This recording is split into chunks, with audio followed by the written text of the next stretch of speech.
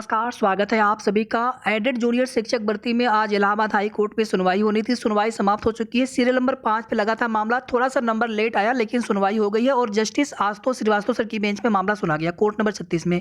और justice Ashutosh Srivastava sir के द्वारा ही 15/944 में स्टे दिया गया था भर्ती प्रोसेस शुरू करने को लेकर के। फिर बीच में आप देखेंगे कि बेंच में बदलाव हुआ था, लेकिन वापस से जो है कोर्ट नंबर 36 में जस्टिस आशुतोष श्रीवास्तव सर की बेंच में ही आपके मामले की आज सुनवाई की डेट लगी थी और सुनवाई हो गई। लगभग 7 से 8 मिनट तक सुनवाई चली है। और सबसे अच्छी खबर ये है कि सबसे बड़ी बात ये है कि आज सुनवाई हो गई। नहीं तो पिछले कई डेट से मामला या तो नीचे लगता था, नंबर नहीं आता था, या नंबर आता था, केस टेकअप होता था तो केवल नेक्स्ट डेट मिल जाती थी। लेकिन आज सुनवाई हो गई है, सबसे बड़ी बात है। और इसमें जिन भी हमारे संघर्षशील साथियों का सभी का साथ रहा, आप सभी का बहुत बहुत धन्यवाद। बहुमूल्य समय आप सभी अपना देते हैं, भर्ती प्रोसेस को लेकर के अपना पूरा समय आप देते हैं और उसमें पूरी कोशिश करते हैं। सभी अभ्यर्थी कुछ न कुछ, बहुत लोग और भी हैं जो कि प्रत्यक्ष अप्रत्यक्ष रूप से कोशिश अपनी की है, पहले भी अभी भी करते हैं। और जैसे ही कोर्ट से इंस्ट्रक्शन प्राप्त होगा उसके बाद साथियों आप ये ना सोचें कि गर्मी की छुट्टियों में भर्ती नहीं हो सकती तो सरकार वेतन बचाने का प्रयास करेंगे, या फिर इस समय 69,000 शिक्षक भर्ती का मामला है तो इसलिए आपकी भर्ती नहीं हो सकती।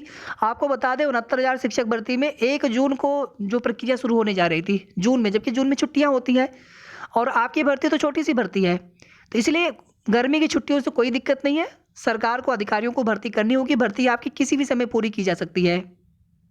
आचार संहिता का भी कोई प्रभाव नहीं पड़ना है क्योंकि इसमें ना तो कोई नया शासन है और ना ही नियुक्ति पत्र वितरण समारोह आदि को लेकर के आपको परेशान होना। पहले भर्ती शुरू तो हो, भर्ती प्रोसेस पूरी तो हो।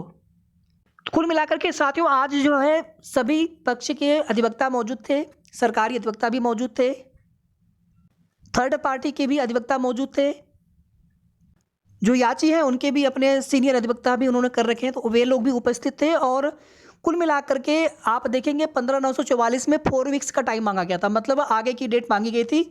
मतलब इसमें कोर्ट का मामला जो है अभी न सुना, अभी थोड़ा और समय मांगा गया था उनकी तरफ से। तो अब यहाँ पर कोई बहाना नहीं है, ना तो बहाना रीज्वाइंडर का है, ना कोई बहाना है सरकार के पीएनपी सचिव सर की तरफ से भी। लगभग सभी में काउंटर एफिडेविट जवाब लगा दिया गया है। और एक जो 16/18 वाला जिसमें स्टे एप्लीकेशन फाइल किया गया था याची पक्ष की तरफ से, उसमें भी स्टे वेकेशन फाइल कर दिया गया था 27 मार्च को पीएनपी सचिव सर के द्वारा।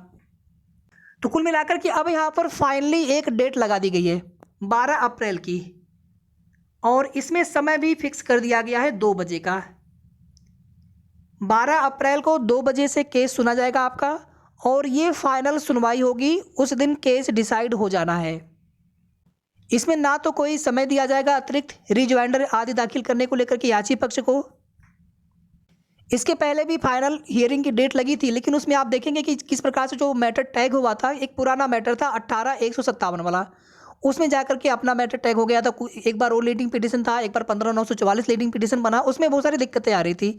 लेकिन यहाँ पर प्रॉपर तरीके से जो है केस यहाँ पर टैग हुआ है, और 16/18 वाला हो चाहे 15/944 वाला हो। 15/944 वाले में ये है कि जैसे उसमें इनवैलिड रिजल्ट उनका था पहले, मतलब पहले रिजल्ट आया हुआ था 116 नंबर थे, दूसरी बार उनका रिजल्ट इनवैलिड हुआ, मतलब उन्होंने संशोधित रिजल्ट को चैलेंज किया।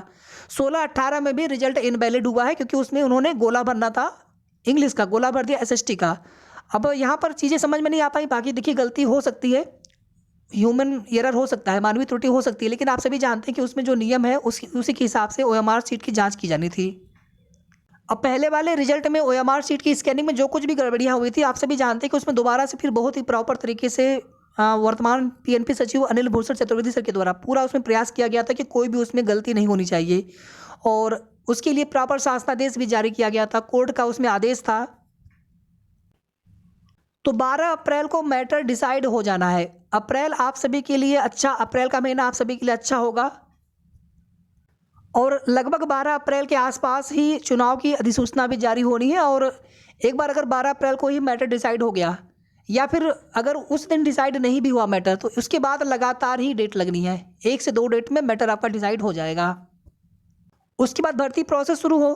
भर्ती प्रोसेस पूरी होने में भी कम से कम 20 से 25 दिन, महीना भर का भी समय जा सकता है। तो उसके बाद तब तक निकाय चुनाव भी समाप्त हो जाएंगे, फिर आगे आप सभी के नियुक्ति पत्र भी बांटे जा सकेंगे समारोह के साथ में। ऐसे तो नियुक्ति पत्र बांटे जा सकते हैं निकाय चुनाव में भी, या कोई भी आचार संहिता लगी हो, लेकिन उसमें समारोह नहीं किया जा सकता है मुख्यमंत्री जी के द्वारा। तो सबसे अच्छी खबर आज के लिए यह है कि आज सुनवाई हुई है।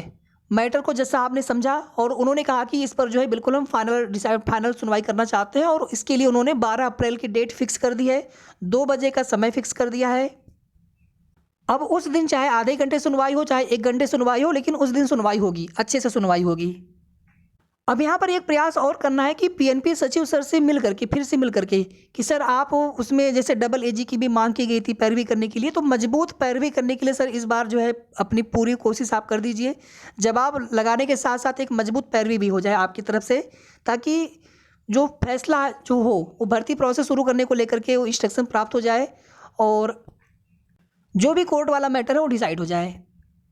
क्योंकि आप सभी जानते हैं कि अगर जो इनवैलिड रिजल्ट वाला मामला है उसमें कुछ अभ्यर्थी तो है नहीं, उसमें बहुत सारे अभ्यर्थी हैं, नए नए केसेज भी उसमें पढ़ते गए और संशोधित रिजल्ट को ही चैलेंज करने का मतलब आप सभी जानते हैं कि दोबारा से रिजल्ट जारी करना, तो उसमें फिर से बहुत लंबा जैसे पहले हुआ था, तो उस तरह की चीज़ें होनी नहीं चाहिए। बाकी देखिए याची से कोई विरोध नहीं है, अगर वो सही होंगे तो उनको भी न्याय मिले, लेकिन अगर उनकी वहाँ पर त्रुटि है तो फिर भर्ती प्रोसेस यहाँ पर शुरू होना चाहिए तुरंत।